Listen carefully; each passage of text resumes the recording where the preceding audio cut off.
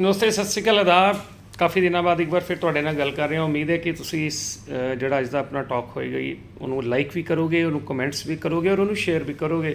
ਔਰ ਆਪਣੇ ਵਡਮੁੱਲੇ ਵਿਚਾਰ ਵੀ ਤੁਸੀਂ ਜ਼ਰੂਰ ਦਿਓਗੇ, ਕਿਉਂਕਿ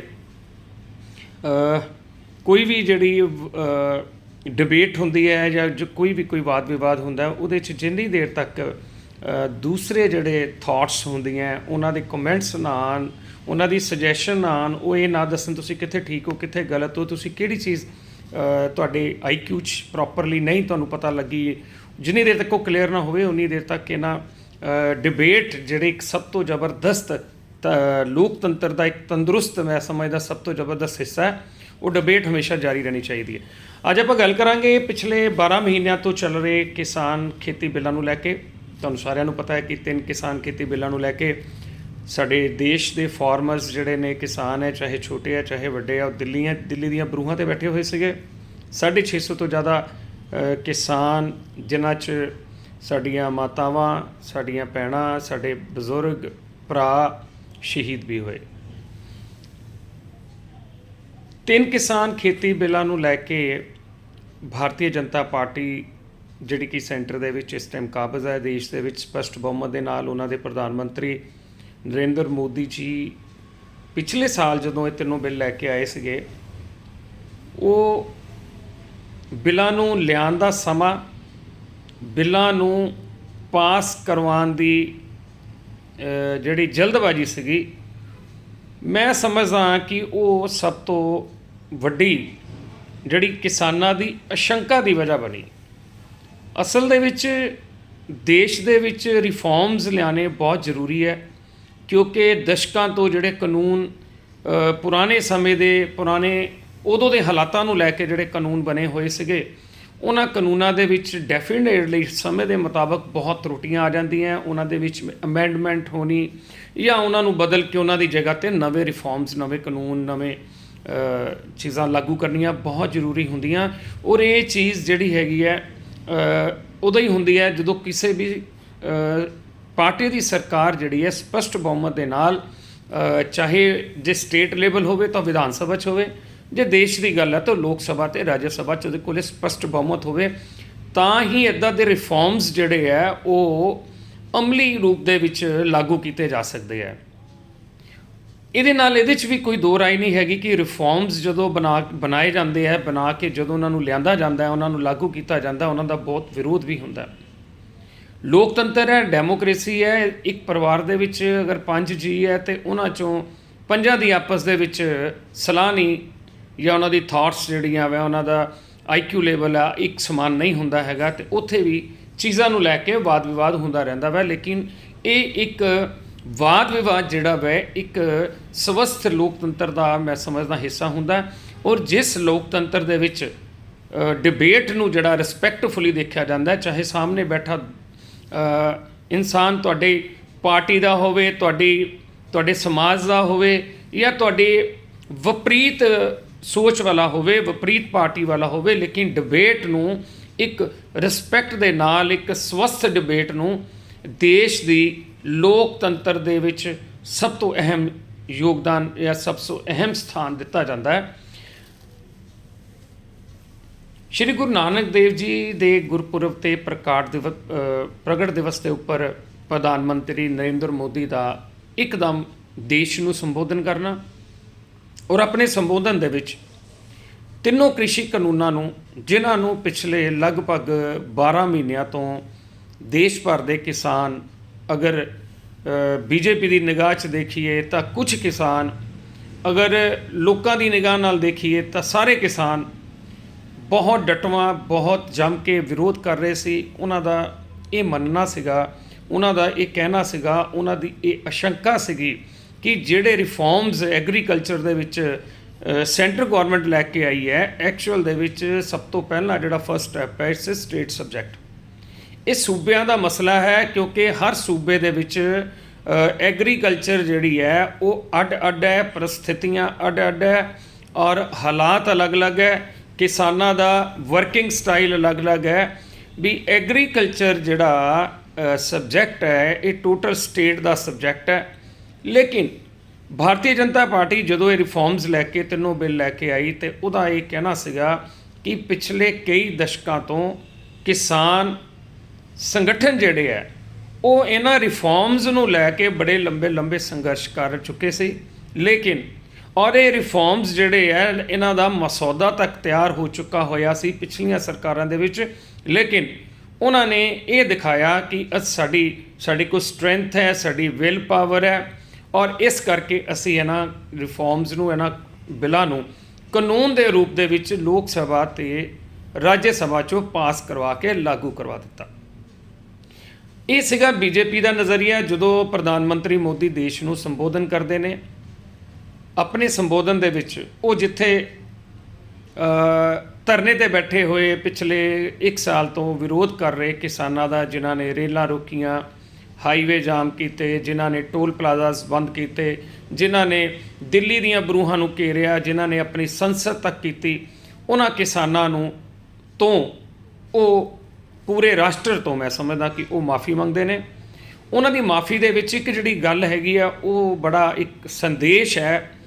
ਜਿਹਦੇ ਪਿੱਛੇ ਆਪਾਂ ਨੂੰ ਸਮਝਣਾ ਪਏਗਾ ਕਿ ਉਹ ਕਹਿਣਾ ਕੀ ਚਾਹੁੰਦੇ ਸੀ। ਸ਼੍ਰੀ ਮੋਦੀ ਦਾ ਕਹਿਣਾ ਸੀਗਾ ਕਿ ਅਸੀਂ ਜਿਹੜੇ ਇਹ ਬਿੱਲ ਲੈ ਕੇ ਆਏ, ਸਾਡੀ ਨੀਅਤ ਸਾਫ਼ ਸੀ, ਲੇਕਿਨ ਅਸੀਂ ਕਿਸਾਨਾਂ ਦੇ ਇੱਕ ਵਰਗ ਨੂੰ ਸਮਝਾਉਣ ਦੇ ਵਿੱਚ ਅਸਫਲ ਰਹੇ। ਮੈਂ ਸਮਝਦਾ ਕਿ ਇਹ ਅਗਰ ਕਿਸਾਨ ਬਿੱਲ ਅਗਰ ਬੀਜੇਪੀ ਦੀ ਭਾਸ਼ਾ 'ਚ ਅਗਰ ਗੱਲ ਕਰ ਲਈ ਜਾਵੇ, ਜੋ ਬੀਜੇਪੀ ਕਹਿੰਦੀ, ਬੀਜੇਪੀ ਦੀ ਲੀਡਰਸ਼ਿਪ ਕਹਿੰਦੀ ਹੈ ਕਿ ਇਹ ਕਿਸਾਨ ਬਿੱਲ, ਕਈ ਬੁੱਧੀਜੀਵੀ ਵੀ ਕਹਿੰਦੇ ਨੇ, ਕਈ ਕ੍ਰਿਸ਼ੀ ਵਿਗਿਆਨੀ ਵੀ ਕਹਿੰਦੇ ਸੀਗੇ ਕਿ ਇਹ ਬਿੱਲ ਜਿਹੜੇ ਹੈ ਇਹਦੇ ਨਾਲ ਕਿਸਾਨਾਂ ਦੀ ਜਿਹੜੀ ਪਿਛਲੇ ਕਈ ਦਸ਼ਕਾਂ ਤੋਂ ਦੁਰਦਸ਼ਾ ਸੀ ਉਹਦੇ ਵਿੱਚ ਬੜੀ ਤੇਜ਼ੀ ਨਾਲ ਸੁਧਾਰ ਹੋਣਾ ਸੀ। ਕਿਸਾਨਾਂ ਨੂੰ ਆਰਥਿਕ ਤੌਰ 'ਤੇ ਉਹਨਾਂ ਨੇ ਮਜ਼ਬੂਤ ਹੋਣਾ ਸੀ, ਉਹਨਾਂ ਦੇ ਵਾਸਤੇ ਓਪਨ ਬਾਜ਼ਾਰ ਹੋਣਾ ਸੀਗਾ, ਉਹਨਾਂ ਵਾਸਤੇ ਗਾਹਕ ਉਹਨਾਂ ਦੇ ਦਰਵਾਜ਼ੇ 'ਤੇ ਹੋਣਾ ਸੀਗਾ ਫਸਲ ਖਰੀਦਣ ਦਾ, ਕੰਟਰੈਕਟ ਜਿਹੜੀ ਫਾਰਮਿੰਗ ਹੈ ਉਹ ਪ੍ਰਫੁੱਲਿਤ ਹੋਣੀ ਸੀਗੀ। ਦੂਸਰੇ ਪਾਸੇ ਕਿਸਾਨ ਜਥੇਬੰਦੀਆਂ ਦਾ ਕਹਿਣਾ ਸੀਗਾ ਕਿ ਇਸ ਤਰੀਕੇ ਦੇ ਨਾਲ ਉਹਨਾਂ ਦਾ ਜਿਹੜਾ ਸਭ ਤੋਂ ਵੱਡੀ ਪ੍ਰੋਬਲਮ ਸੀਗੀ ਕਿ ਛੋਟਾ ਕਿਸਾਨ, ਕਿਉਂਕਿ ਅਗਰ ਪੰਜਾਬ ਦੀ ਗੱਲ ਕਰੀਏ ਤਾਂ 70% ਦੇ ਕਰੀਬ 5 ਏਕੜ ਵਾਲਾ ਕਿਸਾਨ ਹੈ, ਜਿਹਦੀ ਤਾਦਾਦ ਬਹੁਤ ਜ਼ਿਆਦਾ ਹੈਗੀ ਹੈ। ਛੋਟਾ ਕਿਸਾਨ ਆਪਣੀ ਫਸਲ ਵੇਚਣ ਲਈ ਦੂਸਰੇ ਸੂਬੇ 'ਚ ਜਾਂ ਦੂਸਰੇ ਜ਼ਿਲ੍ਹੇ 'ਚ ਕਿੱਦਾਂ ਜਾ ਸਕਦਾ ਹੈਗਾ? ਉਹਦੇ ਕੋਲ ਇੰਨੇ ਸਿਸਟਮ, ਉਹਦੇ ਕੋਲ ਇੰਨਾ ਚੀਜ਼ਾਂ ਨਹੀਂ ਹੈਗੀਆਂ ਕਿ ਉਹ ਇਹਨੂੰ ਡਿਵੈਲਪ ਕਰਕੇ ਉਹ ਇਸ ਲੈਵਲ 'ਤੇ ਜਾ ਸਕੇ। ਦੂਜਾ ਉਹਨਾਂ ਦਾ ਕਹਿਣਾ ਸੀਗਾ ਕੰਟਰੈਕਟ ਫਾਰਮਿੰਗ ਦੇ ਵਿੱਚ ਜਿਹੜੀਆਂ ਸ਼ਰਤਾਂ ਹੈਗੀਆਂ, ਉਹਨਾਂ ਸ਼ਰਤਾਂ ਨੂੰ ਲੈ ਕੇ ਇਹ ਬੜਾ ਵੱਡਾ ਖੌਫ ਜਿਹੜਾ ਛੋਟੇ ਕਿਸਾਨਾਂ ਦੇ ਮਨ 'ਚ ਆਇਆ ਕਿ ਉਹਨਾਂ ਦੀਆਂ ਜ਼ਮੀਨਾਂ ਨੂੰ ਵੱਡੇ ਜਿਹੜੇ ਗਰੁੱਪ ਹੈਗੇ ਨੇ ਦੇਸ਼ ਦੇ ਵਿੱਚ, ਜਿਹੜੇ ਵੱਡੇ ਵਪਾਰੀ ਹੈ, ਉਹ ਗਰੁੱਪਸ ਜਿਹੜੇ ਨੇ ਉਹ ਉਹਨਾਂ ਦੀਆਂ ਜ਼ਮੀਨਾਂ ਨੂੰ ਹੜਪ ਲੈਣਗੇ। ਇਹ ਕਿਸਾਨਾਂ ਦਾ ਜਿਹੜਾ ਸਭ ਤੋਂ ਵੱਡੀ ਜਿਹੜੀ ਉਹਨਾਂ ਨੂੰ ਗੱਲ, ਜਿਹੜੀ ਉਹਨਾਂ ਦੀ ਠੇਸ ਲੱਗੀ ਉਹਨਾਂ ਦੀ ਆਤਮਾ ਨੂੰ, ਤੇ ਉਹਨਾਂ ਨੇ ਆਪਣੇ ਲਈ, ਆਪਣੀਆਂ ਆਉਣ ਵਾਲੀਆਂ ਪੀੜ੍ਹੀਆਂ ਦੇ ਲਈ, ਆਪਣੇ ਜਾ ਚੁੱਕੇ ਜਿਨ੍ਹਾਂ ਨੇ ਵਿਰਾਸਤ 'ਚ ਉਹਨਾਂ ਨੂੰ ਉਹ ਜ਼ਮੀਨ ਦਿੱਤੀ ਸੀ, ਉਹਨਾਂ ਨੂੰ ਯਾਦ ਕਰਦਿਆਂ ਉਹਨਾਂ ਨੂੰ ਆਪਣੇ ਸਾਹਮਣੇ ਰੱਖਿਆ ਇਸ ਸੰਘਰਸ਼ ਨੂੰ ਸ਼ੁਰੂ ਕੀਤਾ। ਔਰ ਜਦੋਂ ਇਹ ਸੰਘਰਸ਼ ਸ਼ੁਰੂ ਹੋਇਆ ਸੀਗਾ, ਇਹਦੇ ਵਿੱਚ ਜਿਹੜੀ ਸ਼ਬਦਾਵਲੀ ਸਮੇਂ-ਸਮੇਂ 'ਤੇ ਕੁਝ ਲੋਕਾਂ ਵੱਲੋਂ ਯੂਜ਼ ਕੀਤੀ ਗਈ, ਕੁਝ ਪੋਲੀਟੀਸ਼ੀਅਨਸ ਵੱਲੋਂ ਯੂਜ਼ ਕੀਤੀ ਗਈ। ਇਹਦੇ ਵਿੱਚ ਕੋਈ ਦੋ ਰਾਏ ਨਹੀਂ ਹੈ ਕਿ ਜਦੋਂ ਇੰਨਾ ਵੱਡਾ ਇੱਕ ਸੰਘਰਸ਼ ਹੁੰਦਾ ਹੈ ਜਿਹੜਾ ਦੇਸ਼ ਦੀ ਰਾਜਨੀਤੀ ਦੀ ਦਿਸ਼ਾ ਔਰ ਦਸ਼ਾ ਦੋਨਾਂ ਨੂੰ ਬਦਲਣ ਦੀ ਖਮਤਾ ਰੱਖਦਾ, ਤਾਕਤ ਰੱਖਦਾ, ਉਹਦੇ ਵਿੱਚ ਬੈਡ ਐਲੀਮੈਂਟਸ ਵੀ ਆਉਂਦੇ ਹੀ ਆਉਂਦੇ ਹੈ। ਇੱਕ ਛੋਟਾ ਜਿਹਾ ਧਰਨਾ ਲੱਗਦਾ, ਉਹਦੇ 'ਚ ਵੀ ਕੋਈ ਨਾ ਕੋਈ ਸ਼ਰਾਰਤੀ ਆ ਕੇ ਕੋਈ ਇੱਦਾਂ ਦੀ ਗੱਲ ਕਹਿ ਦਿੰਦਾ ਜਿਹਦੇ ਨਾਲ ਐਟਮੋਸਫੇਅਰ ਖਰਾਬ ਹੋ ਜਾਂਦਾ। ਇਹ ਤਾਂ ਲੱਖਾਂ ਕਰੋੜਾਂ ਲੋਕਾਂ ਦਾ ਇੱਕ ਪ੍ਰੋਟੈਸਟ ਸੀਗਾ ਜਿਹਦੇ ਵਿੱਚ ਗਲਤ ਲੋਕਾਂ ਦਾ ਵੀ ਸ਼ਾਮਿਲ ਹੋਣਾ ਸੀਗਾ, ਲੇਕਿਨ ਸਮੇਂ-ਸਮੇਂ 'ਤੇ ਜਿਹੜੇ ਸ਼ਬਦ ਯੂਜ਼ ਕੀਤੇ ਗਏ ਉਹ ਜ਼ਿਆਦਾ ਆਪੱਤੀਜਨਕ ਸੀਗੇ। ਲੇਕਿਨ ਕਿਉਂਕਿ ਹੁਣ ਇਹ ਮਸਲਾ ਖਤਮ ਹੋ ਗਿਆ ਹੋਇਆ ਵੈ, 3 ਕਿਸਾਨ ਬਿੱਲਾਂ ਨੂੰ ਪ੍ਰਧਾਨ ਮੰਤਰੀ ਨਰਿੰਦਰ ਮੋਦੀ ਜੀ ਨੇ ਇਹ ਕਹਿ ਕੇ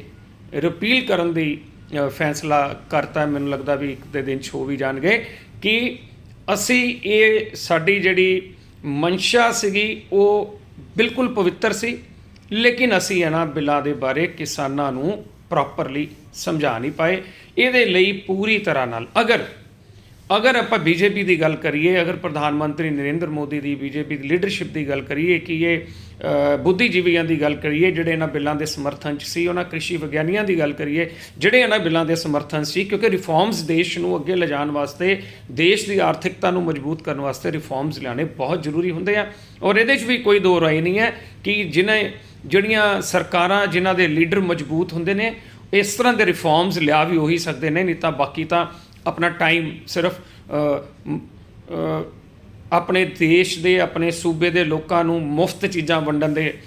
ਪੋਲੀਟਿਕਸ ਨੂੰ ਜ਼ਿਆਦਾ ਧਿਆਨ ਦਿੰਦੇ ਨੇ। ਰਿਫਾਰਮਸ ਲਿਆਉਣ ਦਾ ਉਹਨਾਂ ਦੇ ਵਿੱਚ ਇੰਨਾ, ਕਿਉਂਕਿ ਰਿਫਾਰਮਸ ਜਦੋਂ ਆਉਂਦੇ ਨੇ, ਅਗਰ ਉਹਨਾਂ ਨੂੰ ਜਿਹੜੀ ਸਾਡੀ ਯੂਨਾਈਟਿਡ ਕਿੰਗਡਮ ਦੀ ਫਾਰਮਰ ਪ੍ਰਾਈਮ ਮਿਨਿਸਟਰ ਸੀ ਮਾਰਗਰੇਟ ਥੈਚਰ, ਉਹ ਕਹਿੰਦੇ ਸੀਗੇ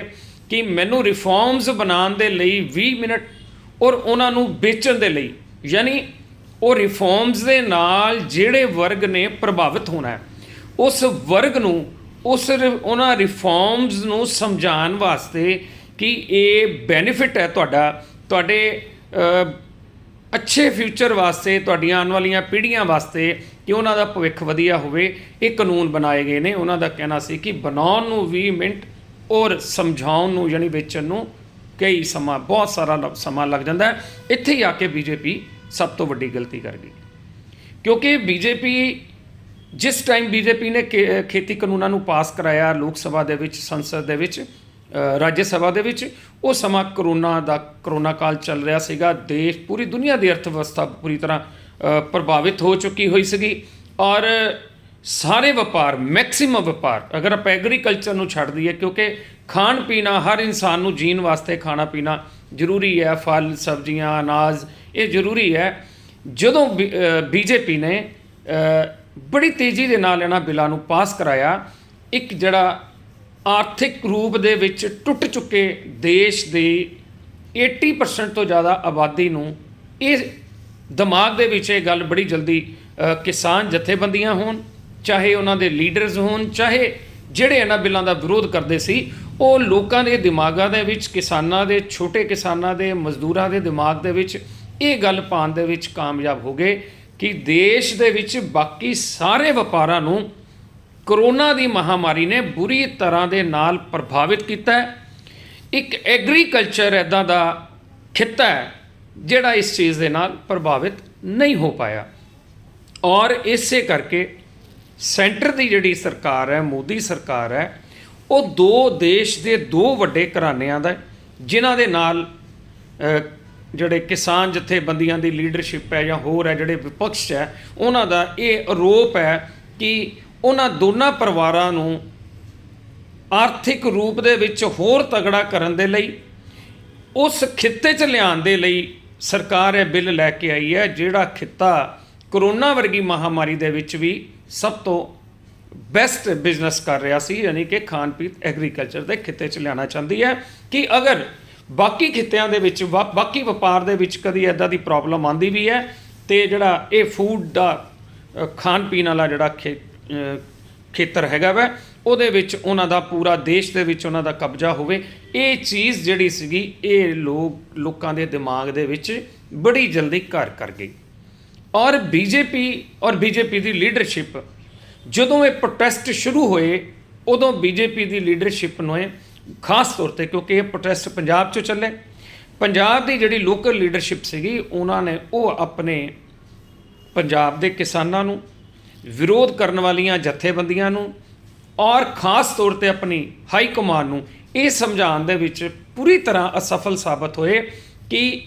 ਅਸਲ ਦੇ ਵਿੱਚ ਉਹ ਕਾਰਨ ਕੀ ਹੈ ਜਿਹਦੇ ਕਰਕੇ ਲੋਕਾਂ ਦੇ ਦਿਮਾਗ ਦੇ ਵਿੱਚ ਇਹ ਚੀਜ਼ ਇੰਨੀ ਜ਼ਬਰਦਸਤੀ ਤਰੀਕੇ ਦੇ ਨਾਲ ਘਰ ਕਰ ਗਈ ਕਿ ਇਹ ਜਿਹੜੇ ਬਿੱਲਸ ਹੈ, ਤਿੰਨੋਂ ਬਿੱਲ ਜਿਹੜੇ ਬੜੀ ਜਲਦੀ 'ਚ ਬੀਜੇਪੀ ਕਰੋਨਾ ਕਾਲ ਦੇ ਵਿੱਚ ਲੈ ਕੇ ਆਈ ਹੈ, ਜਿਹੜੇ ਬਿੱਲ ਉਸ ਸਮੇਂ ਲੈ ਕੇ ਆਈ ਹੈ ਜਦੋਂ ਦੇਸ਼ ਦੇ ਵਿੱਚ ਪੂਰੀ ਤਰ੍ਹਾਂ ਦੇ ਨਾਲ ਆਰਥਿਕ ਰੂਪ ਦੇ ਉੱਪਰ ਕਰੋੜਾਂ ਪਰਿਵਾਰ, ਵਪਾਰ ਤਬਾਹ ਹੋ ਚੁੱਕੇ ਹੋਏ ਸੀਗੇ। ਇਹ ਚੀਜ਼ ਉਹ ਹਾਈ ਕਮਾਨ ਨੂੰ ਬੀਜੇਪੀ ਦੀ ਸਟੇਟ ਲੀਡਰਸ਼ਿਪ ਸਮਝਾਉਣ 'ਚ ਅਸਫਲ ਰਹੀ। ਜਿੱਦਾਂ ਬੀਜੇਪੀ ਜਾਂ ਕਿਸਾਨ ਬਿੱਲਾਂ ਦੇ ਸਮਰਥਕ ਦੂਜੇ ਜਿਹੜੇ ਕੋਈ ਵੀ ਲੀਡਰ ਸੀਗੇ, ਜਿੱਦਾਂ ਉਹ ਇਹਨਾਂ ਪ੍ਰੋਟੈਸਟ ਦੇ ਉੱਪਰ ਆਪੱਤੀਜਨਕ ਉਹਨਾਂ ਨੂੰ ਸ਼ਬਦਾਂ ਦੇ ਨਾਲ ਉਹਨਾਂ ਨੂੰ ਨਵਾਜਣ ਲੱਗ ਗਏ ਕਿ ਇਹ ਅੱਤਵਾਦੀ ਹੈ, ਵੱਖਵਾਦੀ ਹੈ ਜਾਂ ਹੋਰ ਹੈਗੇ ਨੇ, ਉੱਦਾਂ ਲੋਕਾਂ ਦੇ ਦਿਲਾਂ ਦੇ ਵਿੱਚ ਰੋਸ਼ ਜਿਹੜਾ ਹੈ ਗੌਰਮੈਂਟ ਦੇ ਖਿਲਾਫ, ਪ੍ਰਧਾਨ ਮੰਤਰੀ ਨਰਿੰਦਰ ਮੋਦੀ ਦੇ ਖਿਲਾਫ ਦਿਨੋਂ ਦਿਨ ਵੱਧਦਾ ਚਲਾ ਗਿਆ। ਇਹਦੇ 'ਚ ਕੋਈ ਦੋ ਰਾਏ ਨਹੀਂ ਹੈ ਕਿ ਦੇਸ਼ ਨੂੰ ਚਲਾਉਣ ਵਾਲੀਆਂ ਸਰਕਾਰਾਂ ਨੂੰ ਜਿਹੜੇ ਸਖਤ ਫੈਸਲੇ ਲੈਣੇ ਪੈਂਦੇ ਹੈ ਉਹਨਾਂ ਨੂੰ ਵਿਰੋਧ ਵੀ ਚੱਲਣਾ ਪੈਂਦਾ ਹੈ। ਨੋਟਬੰਦੀ ਹੋਈ, ਬੀਜੇਪੀ ਨੇ ਵਿਰੋਧ ਚੱਲਿਆ। ਜੀਐਸਟੀ ਲੱਗੀ, ਬੀਜੇਪੀ ਨੇ ਵਿਰੋਧ ਚੱਲਿਆ। ਆਈ ਮੀਨ ਟੂ ਸੇ ਐਨਆਰਸੀ ਲਿਆਂਦਾ, ਬੀਜੇਪੀ ਨੂੰ ਵਿਰੋਧ ਚੱਲਣਾ ਪਿਆ, ਸਰਕਾਰਾਂ ਨੂੰ ਹੀ ਵਿਰੋਧ ਚੱਲਣਾ ਪਿਆ। ਲੇਕਿਨ ਉਹਨਾਂ ਚੀਜ਼ਾਂ ਦਾ ਆਮ ਆਦਮੀ ਦੇ ਰਸੋਈ ਦੇ ਉੱਪਰ, ਆਮ ਆਦਮੀ ਦੀ ਜੇਬ ਦੇ ਉੱਪਰ, ਖੇਤਾਂ ਵਿੱਚ ਦਿਨ ਰਾਤ ਕੰਮ ਕਰਨ ਵਾਲੇ ਕਿਸਾਨਾਂ ਔਰ ਮਜ਼ਦੂਰਾਂ ਦੇ ਉਹਨਾਂ ਦੀ ਭਾਵਨਾਵਾਂ ਦੇ ਉੱਪਰ ਇੰਨਾ ਅਸਰ ਨਹੀਂ ਹੋਇਆ, ਇੰਨੀ ਜ਼ਬਰਦਸਤ ਤਰੀਕੇ ਨਾਲ ਉਹ ਪ੍ਰਭਾਵਿਤ ਨਹੀਂ ਕਰ ਸਕੇ ਜਿਹੜਾ ਇਹਨਾਂ ਤਿੰਨਾਂ ਬਿੱਲਾਂ ਨੂੰ ਲੈ ਕੇ ਜਿਹੜੀ ਪਰਸੈਪਸ਼ਨਸ ਬਣਾਈਆਂ ਗਈਆਂ ਸੀਗੀਆਂ, ਉਹਨਾਂ ਨੇ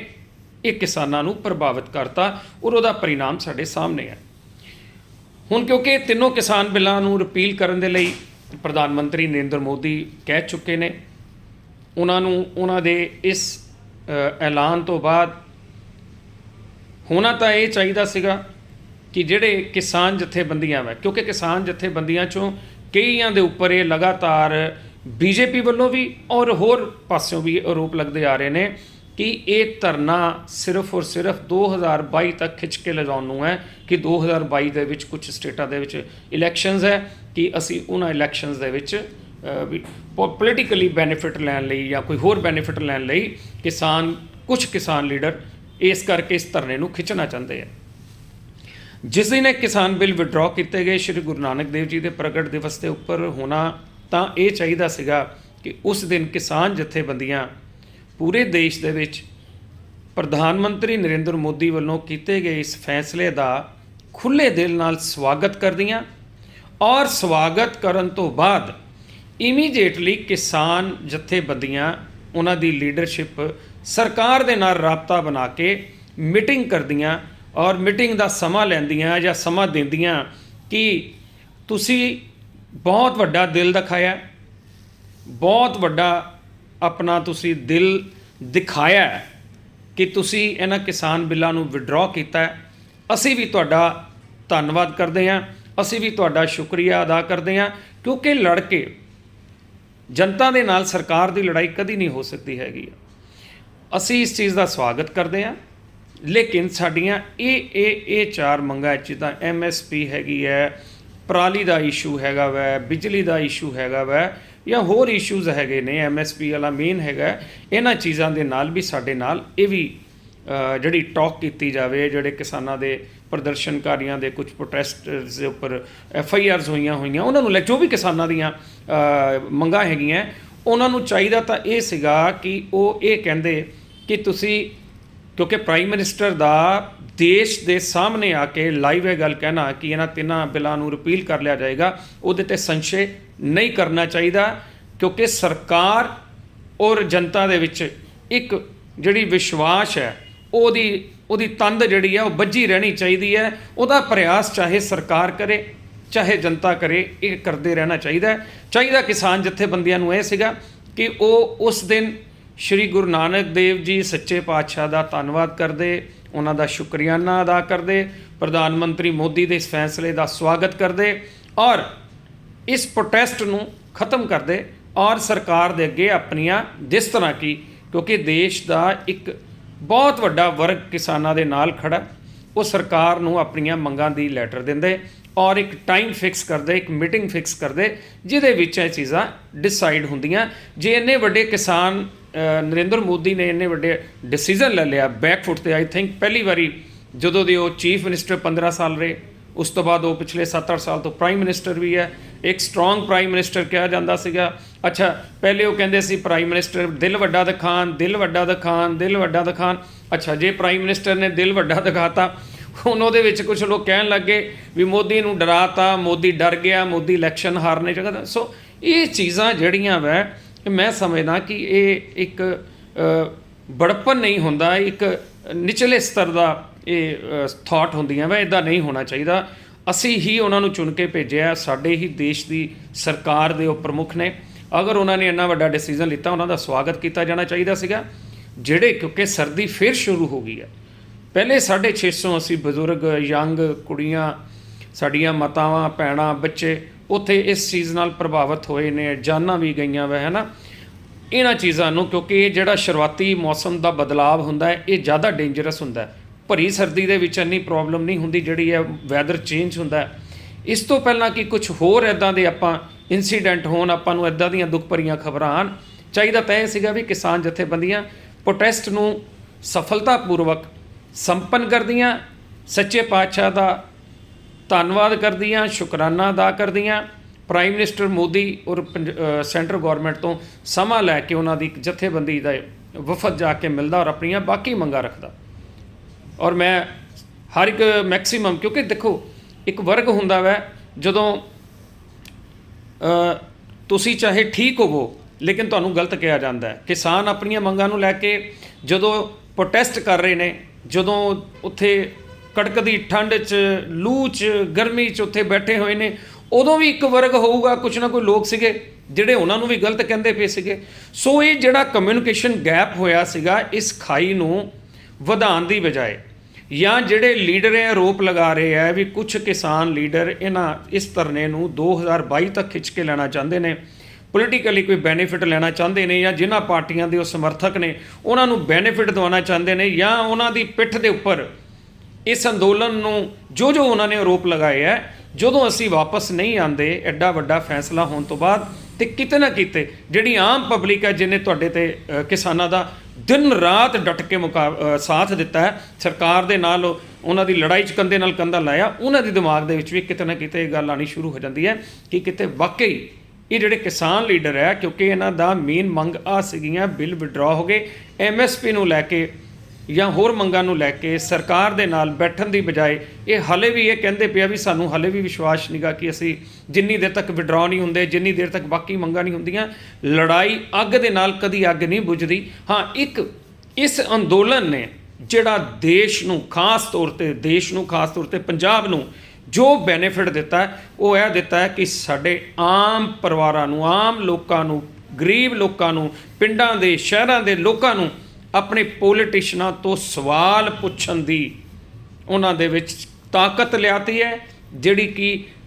70 ਸਾਲ ਦੀ ਡੈਮੋਕ੍ਰੇਸੀ ਦੇ ਵਿੱਚ ਪੂਰੀ ਤਰ੍ਹਾਂ ਮਰ ਚੁੱਕੀ ਸੀ। ਔਰ ਉਸ ਮੁਰਦਾ ਜਿਹੜੀ ਸਵਾਲ ਪੁੱਛਣ ਦੀ ਲੋਅ ਸੀ, ਉਸ ਲੋਅ ਨੂੰ ਇਸ ਜਿਹੜਾ ਸਾਡਾ ਕਿਸਾਨ ਅੰਦੋਲਨ ਸੀ ਉਹਨੇ ਦੁਬਾਰਾ ਜਾਗਰਤ ਕੀਤਾ। ਮੈਂ ਉਮੀਦ ਕਰਦਾ ਕਿ ਕਿਸਾਨ ਜਥੇਬੰਦੀਆਂ ਵੱਡਾ ਦਿਲ ਦਿਖਾਉਣਗੀਆਂ, ਸਰਕਾਰ ਵੱਡਾ ਦਿਲ ਦਿਖਾਏਗੀ, ਪ੍ਰਧਾਨ ਮੰਤਰੀ ਮੋਦੀ ਵੱਡਾ ਦਿਲ ਦਿਖਾਉਣਗੇ, ਔਰ ਇਹ ਸਾਰੇ ਰਲ ਕੇ ਦੇਸ਼ ਨੂੰ ਆਰਥਿਕ ਰੂਪ ਦੇ ਤੌਰ 'ਤੇ, ਆਪਸੀ ਭਾਈਚਾਰੇ ਦੇ ਤੌਰ 'ਤੇ ਮਜ਼ਬੂਤ ਕਰਨ ਦੇ ਲਈ, ਕਿਉਂਕਿ ਬਾਹਰ ਜਿਹੜਾ ਇਸ ਟਾਈਮ ਸਾਡੇ ਹਾਲਾਤ ਹੈ ਦੇਸ਼ ਦੇ ਬਾਹਰ, ਚਾਹੇ ਪਾਕਿਸਤਾਨ ਹੈ ਚਾਹੇ ਚਾਈਨਾ ਹੈ, ਬਹੁਤ ਜ਼ਿਆਦਾ ਕ੍ਰੂਸ਼ਲ ਕੰਡੀਸ਼ਨਸ ਬਣੀਆਂ ਹੋਈਆਂ। ਸਰਦੀਆਂ ਦਾ ਮੌਸਮ ਆ ਚੁੱਕਾ ਹੈ, ਜੇ ਕਾਰਗਿਲ ਹੋਈ ਸਰਦੀਆਂ 'ਚ ਹੋਈ, ਜਿੰਨੀਆਂ ਵਾਰਸ ਹੋਈਆਂ ਜ਼ਿਆਦਾਤਰ ਸਰਦੀਆਂ 'ਚ ਹੋਈਆਂ। ਇਸ ਕਰਕੇ ਮੈਂ ਉਮੀਦ ਕਰਦਾ, ਮੈਂ ਪ੍ਰਾਰਥਨਾ ਕਰਦਾ ਕਿ ਕਿਸਾਨ ਜਥੇਬੰਦੀਆਂ, ਪ੍ਰਾਈਮ ਮਿਨਿਸਟਰ ਮੋਦੀ ਔਰ BJP ਗੌਰਮੈਂਟ ਇੱਕ ਦੋਨੋਂ ਧਿਰਾਂ ਅੱਗ ਨੂੰ ਪਾਣੀ ਨਾਲ ਬੁਝਾਉਣ ਦੀ ਪ੍ਰਵਿਰਤੀ ਦੇ ਨਾਲ ਅੱਗੇ ਆਉਣ, ਇੱਕ ਦੂਸਰੇ ਦਾ ਹੱਥ ਥਾਮਣ, ਔਰ ਜਿਹੜੇ ਕੋਈ ਬਾਕੀ ਰਹਿ ਗਏ ਨੇ ਉਹਨਾਂ ਦੇ ਮੰਗਾਂ ਕੋਈ ਰਹਿ ਗਈਆਂ, ਖੁੱਲ੍ਹੇ ਦਿਲ ਦੇ ਨਾਲ ਉਹਨਾਂ ਮੰਗਾਂ ਨੂੰ ਸਵੀਕਾਰ ਕਰਨ। ਕਿਉਂਕਿ ਅਗਰ ਰਾਸ਼ਟਰ ਉਹੀ ਰਾਜਾ, ਮੈਂ ਸਮਝਦਾ ਕਿ ਸੱਤਾ ਦੇ ਵਿੱਚ ਉਹੀ ਰਾਜੇ ਕਾਮਯਾਬ ਹੁੰਦਾ ਹੈ ਜਿਹਦੀ ਸੱਤਾ ਦਾ ਜਿਹੜਾ ਲੋਕ ਹੁੰਦੇ ਨੇ ਉਹਦੀ ਸੱਤਾ ਦੇ ਵਿੱਚ ਅਗਰ ਉਹ ਖੁਸ਼ ਹੋਣ, ਅਗਰ ਉਹ ਆਰਥਿਕ ਰੂਪ 'ਚ ਸੰਪੰਨ ਹੋਣ। ਔਰ ਪ੍ਰਾਈਮ ਮਿਨਿਸਟਰ ਮੋਦੀ ਤਾਂ ਬਾਰ-ਬਾਰ ਕਹਿੰਦੇ ਕਿ ਅਸੀਂ ਦੇਸ਼ ਦੇ ਕਿਸਾਨਾਂ ਦੀ ਜਿਹੜੀ ਆਮਦਨ ਹੈ ਉਹਨੂੰ ਦੁੱਗਣਾ ਕਰਨਾ ਚਾਹੁੰਦੇ ਹਾਂ, ਅਤੇ ਇਹ ਦੁੱਗਣੀ ਉਦੋਂ ਹੀ ਹੋਣੀ ਹੈ ਜਦੋਂ ਇੱਕ ਕੰਫਰਟੇਬਲੀ, ਇੱਕ ਫਰੈਂਡਲੀ ਦੌਰ ਦੇ ਵਿੱਚ ਇੱਕ ਮੀਟਿੰਗ ਹੋਵੇ ਔਰ ਉਹਨਾਂ ਦੀਆਂ ਮੰਗਾਂ ਨੂੰ ਮੰਨ ਲਿਆ ਜਾਏ। ਉਮੀਦ ਕਰਦਾ ਕਿਸਾਨ ਜਥੇਬੰਦੀਆਂ ਔਰ centre government, prime minister Modi, ਮੈਂ ਹੈ ਤਾਂ ਇੰਨੇ ਜੋਗਾ ਨਹੀਂ ਹੈ, ਲੇਕਿਨ ਮੇਰੀ ਇਹ ਸੁਝਾਅ ਹੈ ਔਰ ਉਮੀਦ ਕਰਦਾ ਕਿ ਉਹ ਮੇਰੀ ਇਸ ਗੱਲ ਦੇ ਉੱਪਰ ਜ਼ਰੂਰ ਗੌਰ ਕਰਨਗੇ। ਜੈ ਹਿੰਦ।